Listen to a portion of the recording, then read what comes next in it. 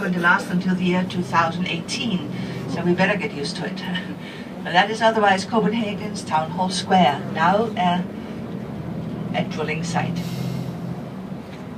But here we are proceeding alongside the edge of the old city, and in a few moments coming up to the right, a little circular ruin, the last remembrance of Copenhagen's old city wall. This was the connecting tower between the northern and western city wall of Copenhagen. Have a look over here to the right. We still have the lovely green areas that lie like pearls on a string around the very heart of the old city. That's part of the old defense also. And in a few moments we cross a series of lakes that stretch from Copenhagen West End all the way over to Copenhagen East End. And delightful residential areas frame these lakes. The two lakes coming up to the left used to be the water reservoir for Copenhagen. A little river was flowing here that stopped the flowing of the water by the building of a dam down here to the left around the year 1600, and these rectangular lakes were created. Weather only just turned warm 2 weeks ago. Otherwise we've had the most frightfully cold summer. But now this is glorious weather. The Danes have left for their summer houses, for camping sites, for the islands, for the coast, for the water. The Danes are on holiday at the moment. On the lake here to the right, we like to go ice skating in the winter time. That is, if it's ever cold enough. And you know, very, very seldom is it cold enough. We are very far north. We are latitude 56, equivalent to Newfoundland. But because of the Gulf Stream out in the North Sea, we have very mild winters and rather cool summers. So we can go sometimes for more than 10 years without any ice or snow. We have the darkness of the north, but not necessarily the cold. So long, dark, wet winters. And as you've gone through the city this morning, you would have seen apartment buildings everywhere. This is the way we live in the big city. But the majority of Danish families cross-country, they live in small individual houses with small gardens around. This is what you will see when you travel through Denmark. And you have commenced upon a journey through Denmark, further on towards Scandinavia, the rest of Scandinavia, and the three Scandinavian countries are the countries of Denmark, Norway and Sweden. We were one country for centuries under the King of Denmark. Sweden broke loose from Denmark in 1658 after years of bloody battling. Norway as late as 1814 as a consequence of the Napoleonic Wars. So our history, our heritage, similar. Our languages are like dialects of the same language.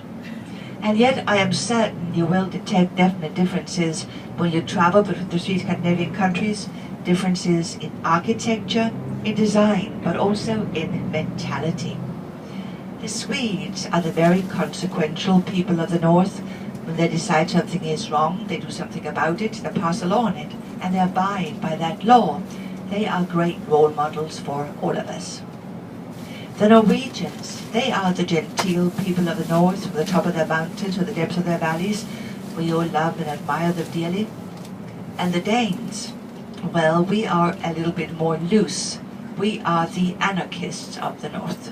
So very often the Norwegians and the Swedes, they come here to have a good time. They're similar yet very different, the three Scandinavian countries. We have also taken different paths in modern political life. Denmark and Sweden members of the European Union, Norway is not. Denmark and Norway members of NATO, Sweden is not. You have also come to a part of the world with so-called welfare systems. We go to our family doctor, we go to specialist doctors, we go into hospitals free of charge. Medicine here is heavily state subsidized, vital medicine by as much as 85%. We go to college and university tuition free. And we have a pension plan for everybody. Everybody receives the same basic amount in pension at the age of 65, not depending on how much or if they have ever worked. All of these services we pay for throughout our lives by way of taxes. And that has given us the reputation of being a somewhat socialistic part of the world. We are not. This is a totally capitalistic country. Everything here is privately owned, apartments, houses, farms, farmland, industry. But by tradition, since the 50s, we have paid for our social expenses collectively rather than individually by way of taxes. You have also come to a very high-priced part of the world. Do you agree with that statement? Yes. Everything here is very expensive. Are you horrified at the prices here? Would you like to know why everything is so expensive? Yes, it won't help you any. Yeah. You'd like to know anyway. Okay. Yeah. What happens almost 30 years ago was that the Reagan administration in America devaluated the American dollar 60%, 60%. Most of America's main trading partners went down with the US dollar. Canada did, Latin America did, Southeast Asia did. But our part of the world stayed up. So certainly overnight, the buying value of the American dollar and currencies related to the US dollar, they were down 60% in comparison to our currencies. And they haven't recuperated. So if you mentally divide everything by 2 when you compare to salaries here or to prices here, you get a truer perspective of what we pay for things. As I said, it won't help you any, but it's going to be a truer comparison. And our salaries are compatible with the prices. Don't scream too loudly when I tell you the minimum wage here is $24 per hour. Minimum wage, $24 per hour. Skilled workers work for between $50 and $60 per hour in a 37-hour work week with the 5 weeks of paid vacation. But salaries and prices have not certainly skyrocketed in this country here. It is in comparison to currencies that are down. So the comparison is actually unreal, right? Sorry about that. That's why you certainly began to see people from up here in your countries, you know, but certainly people could afford to travel abroad, you know, to your countries. And there is no relief ahead, so just the only thing to do is to sit back, relax, and enjoy. I'm afraid. Norway is even more expensive than Denmark. You might find a little bit of relief in Sweden, but Norway is even more expensive than Denmark. Hvor sødt er der? Tak for vandet. Så, det var bare, hvis du vil have noget. Ja, jeg ved ikke. Kunne vi så få et uheld? Guider har nemlig aldrig tid til at... Det er varmt vand, det er dejligt, tak skal du have. Ja, hvis jeg drak koldt vand, så vil jeg straks... Hun vil have koldt vand, så jeg har lagt nogle i køleren, men jeg har ikke sovekabinen fyldt af varmt vand.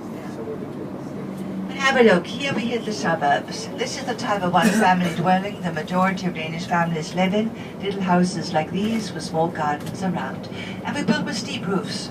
Not because of severe snow, but because historically the building sites are very small here, and we pay our real estate tax on the land value, not on the house value. So we built with steep roofs in order to have room for extra space for extra rooms, you know, up above, underneath the roof. And then coming up to the left, reed, growing alongside the embankment of the lake over here to the left. And reed is the raw material for the thatch. And the first little thatch cottage coming up in a few moments here to the right. And this is only just redone. Thick and light and lush. And then on top, on this island here anyway, you have straw and wooden sticks on top. What we do is we harvest the reed when the first frost has nipped it. We bundle it up, dry it out for the rest of the winter. The following summer we roll these bundles of reed out of a wooden board, attach it somehow, put something on top to make the whole thing stick together. And we have a roof which will last us for 30, 50 years, depending on it being the south or the north side to the roof.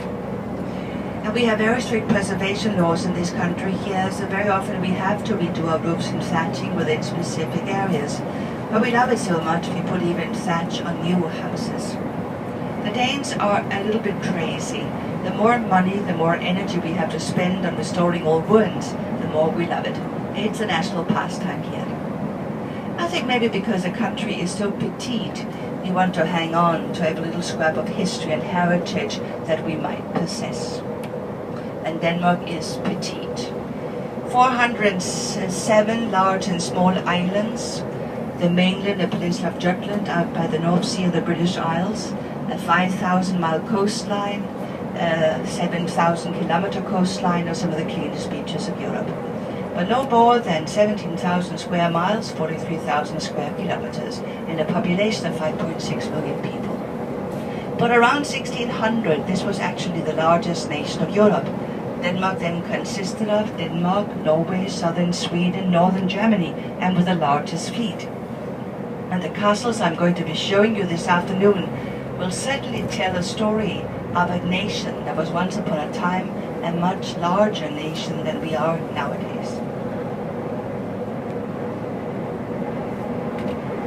Something you'll see many similar things in Scandinavia. One thing, garden allotments.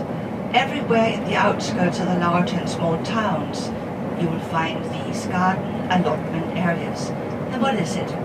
We'll have a look, throw a glance in a few moments here to the right. It's an abundance of little wooden shacks, flagpoles, all hedged in. It's a piece of municipal land leased by groups of people, subdivided into small individual allotments, and people then build their own little dream palace on this land, stay there for the summer, or for the weekends of the summer. Delightful way of having a summer house, maybe just down the next side street from your regular apartment. It's an old labor union movement thing that commenced a little over 100 years ago, and I'm sure that a very welcome supplement for the families for vegetable and fruit. Now it's just pure delight. And with the skyrocketing of real estate prices by the big cities, people are realizing what a treasure these gardens are. And at the moment they're queuing up for years on end just to be put on the waiting list for such a plot.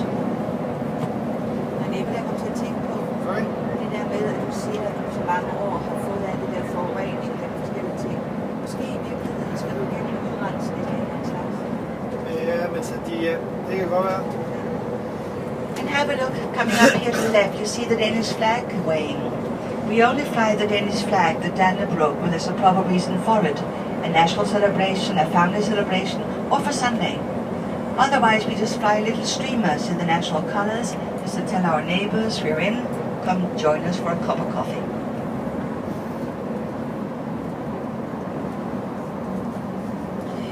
Today we are moving on the island of Zealand, and Zealand means the land of the seal. Seals are native to this region of the world. We are far east in Denmark. We are on Zealand is the largest island of Denmark. Tomorrow you proceed towards the west to the middle island of Funen, the orchard, the garden of Denmark with the most fruitful soil, the birthplace of Hans Christian Andersen. Then you continue even further towards the west to the peninsula of Jutland, which is the hog and cattle breeding country.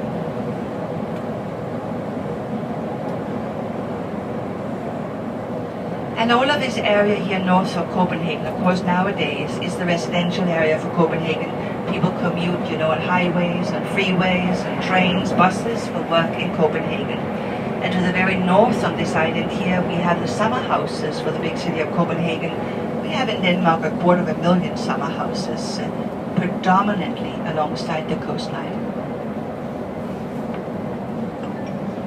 But historically, this area north of Copenhagen has always been nicknamed the playground of the Danish kings. And if you go back to the 16th century, the area up here was covered by gigantic oak forests. And these forests were the reason for the kings coming out of Copenhagen, coming up here, building their magnificent palaces. They came for the hunt. And in the 16th century, the kings of Denmark were very, very rich.